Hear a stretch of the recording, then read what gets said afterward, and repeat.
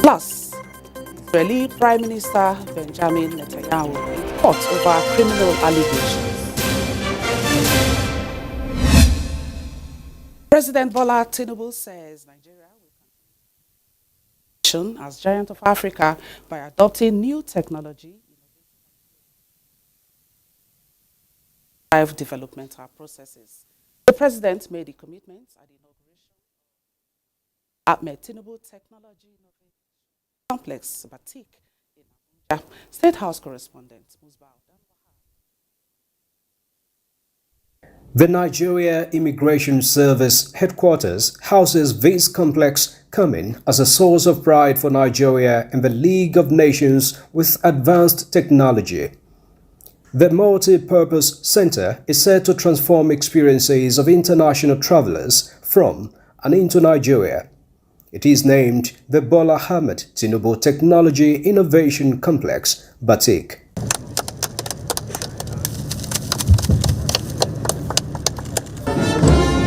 Just as it promises to be a game changer in visa application, passport processing, data capturing and information storage for security-related agencies, it also projects a sense of fulfillment for the man widely known as an innovative leader. We believe that if we rejig our immigration,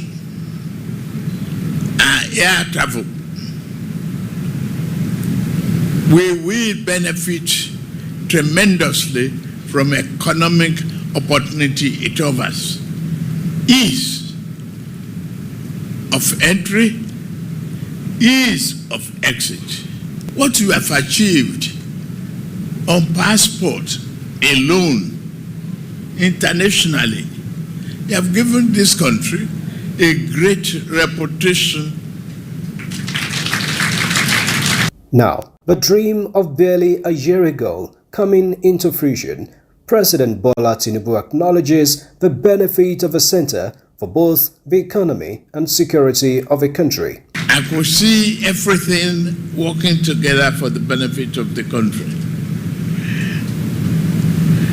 Our Visa Approval Center will provide a one-stop shop for visa applications.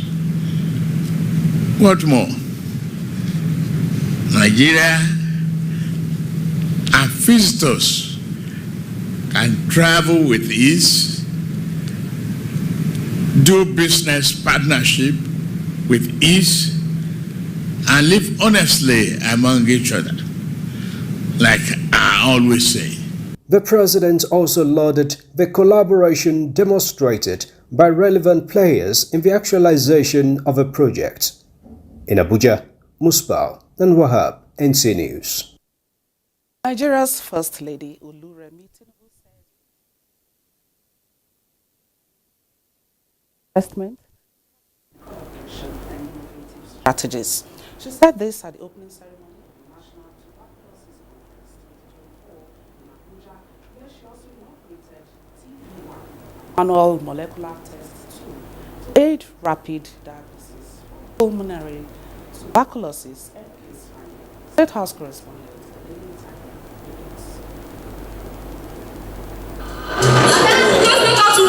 Despite recent progress made by Nigeria in the campaign against tuberculosis, the disease is still the leading cause of death, with about 467,000 cases reported in 2023. Gathered in this hall for the National Tuberculosis Conference 2024 are health workers, community leaders, policy implementers, and development partners who are pitting their expertise and resources against this scourge. Nigeria's First Lady Oluremi Tinubu is the global and national Stop TB champion, and she joins them in the trenches as the conference explores ways to ramp up access to screening for tuberculosis by promoting effective public-private partnership and integrated service delivery. To achieve this, we will require sustained investment, innovative strategies, and a renewed focus on breaking the barriers that prevent people from accessing the care and support that they desperately need. As the global and national Stop TB champion, I'm committed to our collective fight against TB. I believe that the solution to ending TB lies in the strength of our partnerships, both public and private, and in integrated delivery of services that leave no one behind. Even as she inaugurates TB Lamp, a rapid diagnostic tool for tuberculosis procured with a donation to the Stop TB Partnership, the First Lady is upbeat about the priority attention the disease is receiving from the current administration. Thanks to the commitment of the Tinubu administration, civil society organizations, healthcare providers, and international partners. Subsequently, we have seen a steady increase in the number of people diagnosed and treated for TB. This conference provides us with a platform not only to share experiences and knowledge, but also to recommit ourselves to the common goal of ending TB. The discussions and partnerships and the strategies that will emerge from this conference will serve as the foundation for the actions we must take in the coming years. And you have the incredible political commitment, and you have all of you. What is needed are an increase on the financing. That this is the only, bottleneck to really see an end of TB in Nigeria ahead of all other countries. The goal of the conference is to make tuberculosis a disease of the past. In Abuja, Adeni Itaiwo, NTA News. The High Court of the Federal Capital Territory has refused the bail application of the former governor of Kogi State, Yahaya Bello, saying it was filed prematurely. Justice Miriam Aneni, while delivering the ruling, averred that having been filed when the first respondent was neither in custody nor before the courts, rendered the application incompetent and ordered that he should be remanded in Kuje Correctional Center till January 29, 2025. Judiciary correspondent Austin Ayebe reports. The former Kogi State Governor Yahaya Bello is standing trial along with two others in an alleged 111 billion money laundering charge brought against him by the Economic and Financial Crimes Commission. Arguing the bail application on the 27th November 2024, the former governor, through his counsel Joseph Daudu, senior advocate of Nigeria, said he became aware of the instant charge through the public summons, that he is a two-term governor of Kogi State. If released on bail, he will not interfere with the investigation or jump bail, urging the court to exercise its discretion judicially to grant him bail. Opposing the application, the prosecution counsel Kemi Pinero, senior advocate of Nigeria, had argued that the instant application was grossly incompetent, having been filed before arraignment. Delivering the ruling, Justice Marian Aneni said the instant application for bail showed that it was filed on the 22nd of November, several days before the first defendant was taken into custody. Citing Section 158 of Administration of Criminal Justice Act, the judge said the provision provided that a bail application could be made when a defendant had been arrested, detained, arraigned, or brought before the court. But in the instant case, Bello had filed an application for his bail on 22nd November, but was taken into custody on 26th November and arraigned on 27th November 2024. The court, in determining the other applications, however, granted the two other defendants, Umar Shaibu and Absalami Hudu, bail. They were granted bail with a sum of 300 million naira to sureties who have landed properties in Mitama district in Abuja. They are also to deposit the documents of the property before the court.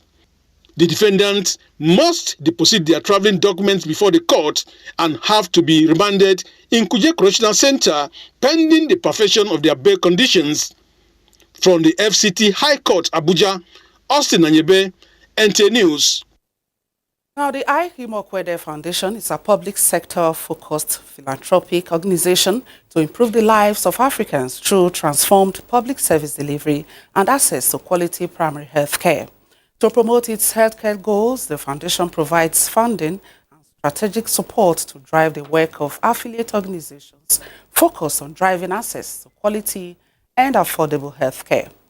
The Adopt a Healthcare Facility program is the foundation's flagship initiative in healthcare. The program revitalizes primary healthcare centers across Nigeria to bridge the healthcare accessibility gap reduce preventable deaths, and improve health outcomes.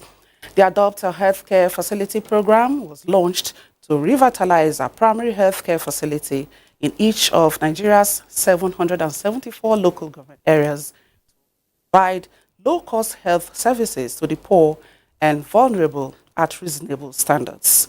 Through the program, the foundation aims to revitalize 23 primary healthcare centers across Nigeria, focusing on infrastructure improvements, staff training, essential drug supply, and enhanced healthcare services. This ambitious initiative will significantly improve access to quality healthcare, particularly for vulnerable populations, including women and children.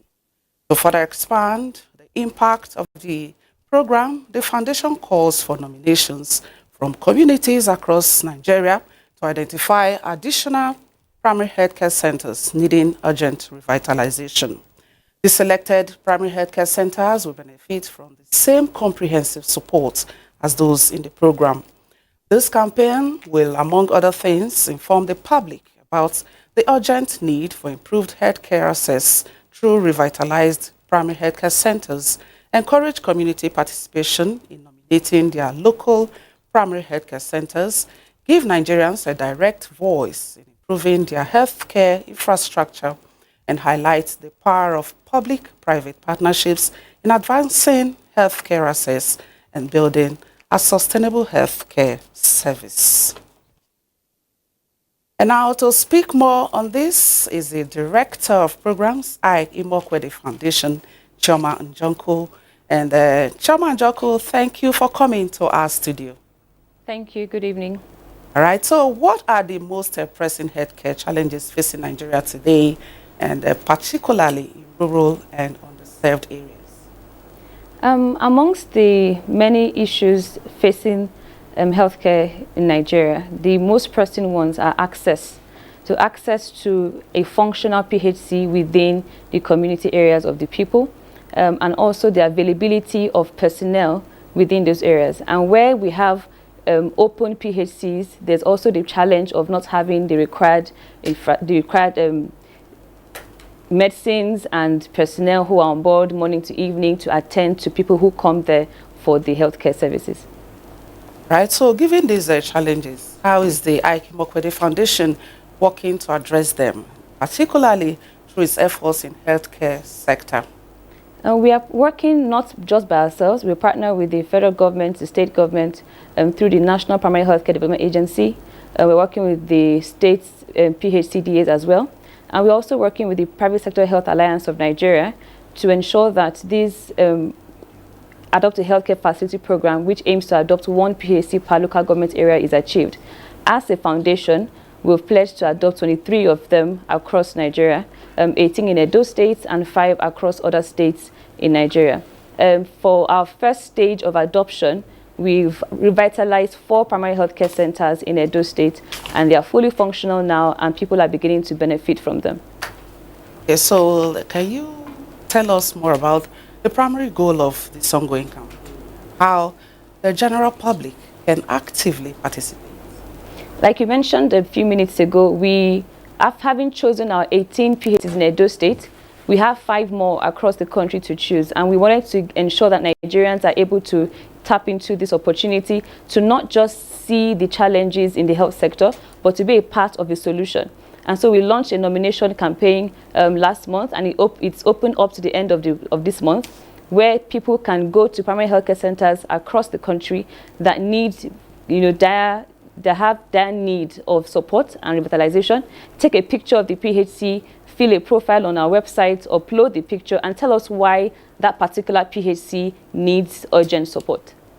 It's a very laudable initiative. So what message do you have for private sector players, as the NGOs and the general citizens, on their role in improving healthcare access, supporting initiatives like this? So the foundation, through the ADHFP, the goal is to have at least one PHC functional in every local government area. But we have only adopted 23. So there's more room for other non-profits, private organizations to adopt more PHCs across Nigeria. And so our call really is to is to private sector organizations, to non-profits, to CSOs, to high net worth individuals, to partner with us and PISHAN and ensure that primary healthcare centers across Nigeria are fully functional. Thank you very much. We've been speaking with Chioma Njoku. She's the Director of Programs at Himokwede Foundation. Thank you so much for finding the time to come and enlighten us on this. Thank you. All right, you're watching the news on NTA International. We take a break. Reports in a moment. Amazing treats for everyone this holiday with Showmax. Celebrate like a champion with soccer. Very well taken. Find your festive inspo with our masters of style. That's what I'm here for. Embark on a fun-filled global adventure. Here we go. Share your love moments with family and friends. My son, the most handsome. And enjoy some truly royal spoils. I want the power to control what happens in my life. Only on Showmax, because everyone deserves a holiday treat. All right, thanks for staying tuned. Now, mainstreaming resources efficiency and cleaner production in sub-sectoral policies and regulations have been the major topic of discourse by stakeholders at the 3 days workshop organized by the Federal Ministry of Environment in collaboration with the Global Environment Facility and the United Nations Industrial Development Organization, UNIDO. The 3 days stakeholders engagement is to enhance the technical capacities of relevant government ministries, departments, and agencies with a view to enhancing institutional policy and regulatory formulation, performance monitoring, and enforcement mechanisms in Nigeria. This will actively steer the promotion and implementation of resource efficiency, cleaner production, and other innovative low-carbon and environmental management applications across different industrial subsectors in Nigeria. Minister of Environment, Balarabe Abbaslawa, represented by the Director of Pollution Control and Environmental Health, says the training is apt as it will accelerate the adoption of circular economy and promote interministerial engagement. This project is 3 years down the line, and a lot of work has been put into it. We rely on your support and capacity to continue executing this project effectively. If you look at the composition in the room, we have ministries, departments, and agencies from different sectorial areas. We have from environment, from industry, investment, from water resources, from energy. And we are hoping, because this training program has been designed in a way to also provide some specialized areas. So this involves stakeholders engagement from other different ministries, parastatals, and agencies, departments, to come together and put heads together to see how resource efficiency, cleaner production, and circular economy can be integrated in other policies. Participants are optimistic that the stakeholders engagement will assist Nigerian government in effective management of the environment.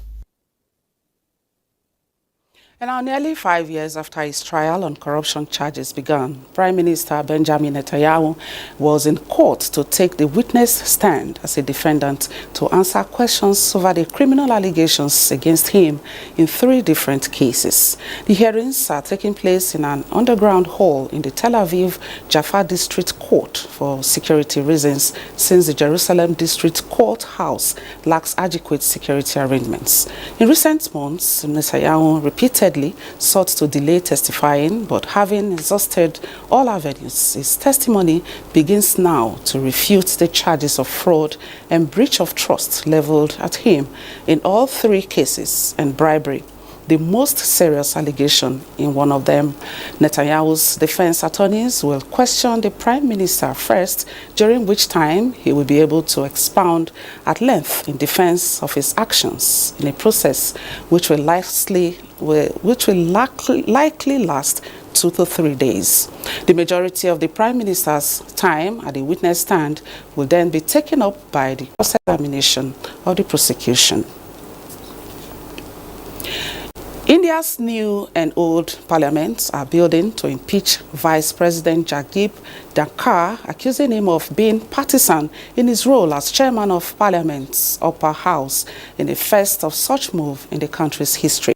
This step follows several weeks of disruption in Parliament, where government and opposition parties have accused each other of not allowing legislative business by creating political controversies. Ilyasu Ali Yakubu has details. The Vice President holds India's second highest constitutional office, as well as Chair of the Upper House of Parliament. He also acts as the country's president if there is a temporary vacancy. Reports say the move is symbolic, as the opposition parties do not have enough votes to remove him. It is expected to worsen the fraught relations between the opposition and Prime Minister Narendra Modi's government, as Dhankhar was elected as candidate of Modi's Bharatiya Janata Party. The opposition had no option but to formally submit a no-confidence motion against Dhankhar for the extremely partisan manner in which he has been conducting the proceedings of the Council of State. The motion is unlikely to be held this session, as Parliament is due to go break on December 20th before a required 14-day notice. Ilyasu Yakubu, NTA News. The United Nations Office on Drugs and Crime and the Nigerian Ministry of Youth Development are joining forces to empower young people as crucial agents of change in the anti-corruption movement. Comfort Fashion tells us more. The global fight against corruption is gaining a new and powerful ally: Nigeria's youth.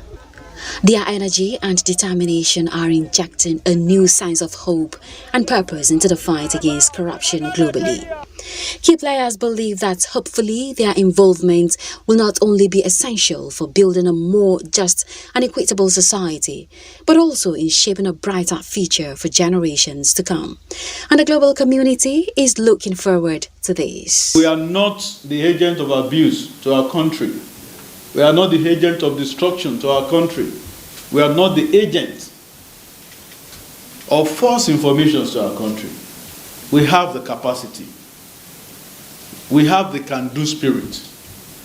We are the youth of this country. The fight against corruption is not the sole responsibility of the government or anti-corruption authorities. It requires the collective effort of all stakeholders: women, youth, civil society organizations, the private sector, and the youth leader. Each of us has a crucial role to play.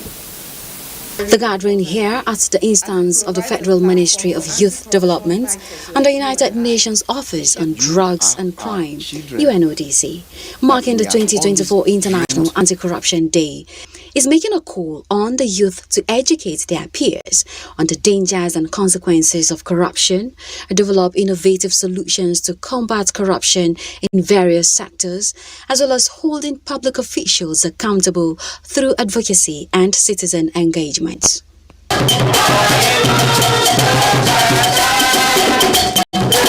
From all indication, it is more than an event, as it recognizes how uniting with the youth to fight against corruption can shape tomorrow's integrity. From the UN House in Abuja, I am Comfort Fashion. Thank you, Comfort. And now, President Bola Ahmed Tinubu has appointed Shamsuddin Babatunde Ogunjimi as the acting Accountant General of the Federation. His appointment is effective immediately following the pre-retirement leave of the incumbent AGF, Dr. Oluwatoyin Sakirat Madain. In a statement signed by Special Advisor to the President on Information and Strategy, Bayo Nanuga, President Tinubu ensures a seamless transition in the administration of Nigeria's treasury and consolidates the implementation of the present administration's treasury policy reforms. As a career civil servant and the most senior director in the Office of the Accountant General of the Federation, Ogunjimi brings over 30 years of extensive experience in financial management across the public and private sectors. President Tinubu commends the outgoing Accountant General of the Federation, Dr. Madain, for her dedication and selfless service to the nation. After reaching the civil services statutory retirement age, Dr. Madain is retiring effective March 7, 2025. Recognition is a powerful tool in improving employee performance and engagement as it helps promote a sense of purpose and value for hard work. It is for these reasons that the Excel African Summits and Honors recognized the General Manager of NTA International, Oganya Simon, and conferred on her the prestigious Award of Excellence in Leadership and Media Development. Usman Duber reports. As the saying goes, to whom much is given, much is expected from him. The confirmation of the award is in recognition of the hard work and leadership qualities of the General Manager NTA International, Oganya Simon. She is recognized among this year's recipients and bestowed the Award of Excellence in Leadership and Media Development by Excel African Summit and Honors. You don't make a mistake to celebrate somebody of your caliber. Congratulations, man. Thank you very much. Chief Executive Officer, Excel African Raj Ovanda, says the award is to motivate personalities who have made impact through their leadership experience in different fields of endeavors. He described the General Manager as a feeler and beacon of hope whose role has impacted positively in television production. Young people lack role models, and we thought it wise to present a platform that will showcase role models to our young generation, to inspire them to become all that they can and to tell them, make them understand that hard work really pays. The General Manager NTA International expressed deep appreciation for the recognition, saying the feat remains a call for more work, assuring that NTA will continue to deliver its mandate and best services to Nigerians. NTA is not an organization that a lot of people understand the level of commitment it takes to work here, but for those of us that are here, we're dedicated to ensuring that we continue to deliver the best of the service we do to the Nigerian public. Excel Africa is a non-governmental organization which recognizes and celebrates outstanding Africans and corporate organizations that have made significant strides in the continent's development. Osmosbel, NT News. And this is where we end the news. Thank you for watching. I am Ogochkuka Onam, and my sign language interpreter has been Taiwo Ozoma.